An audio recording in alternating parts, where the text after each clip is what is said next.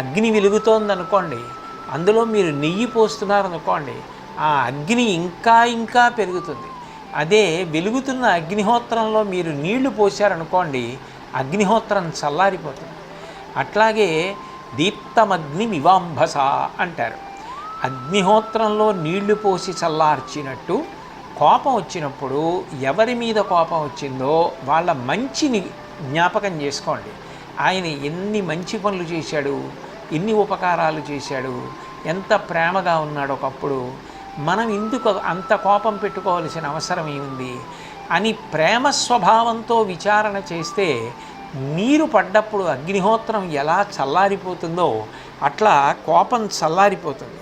కాబట్టి కోపం అన్నది ఎప్పుడూ మంచిది కాదు. కాబట్టి తాము తన కుబుసాన్ని తాను ఎట్లా విడిచిపెట్టేస్తుందో అట్లా ప్రయత్నపూర్వకంగా సాధన చేసి కోపము ఎంత ప్రమాదకరమైనదో తెలుసుకొని కోపాన్ని విడిచిపెట్టేయాలి. మీ దగ్గర ఎన్ని మంచి గుణాలు ఉండనివ్వండి, కోపంగా ఉన్న వ్యక్తి దగ్గరికి రావడానికి ఎవరు ఇష్టపడరు.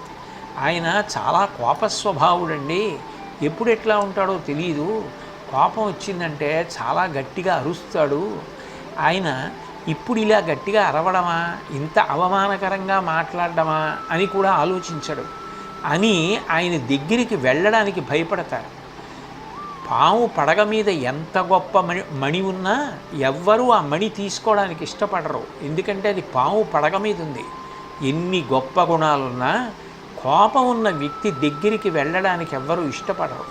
అందుకే కోపాన్ని ఎంత తగ్గించుకుంటే, ఎంత తొందరగా కోపాన్ని విడిచిపెట్టగలిగితే విద్యార్థులు అంత వృద్ధిలోకి వస్తారు.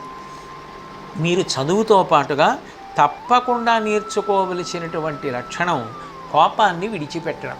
అందుకంటున్నారు బద్దెన గారు, తన కోపమే తన శత్రువు ఎట్లా పాడు చేసేస్తాడో అట్లా పాడు చెయ్యగలిగినటువంటి లక్షణము తప్ప బాగు చెయ్యడం అన్న లక్షణమే లేని గుణం ఏదైనా ఉంటే కోపం ఒక్కటే.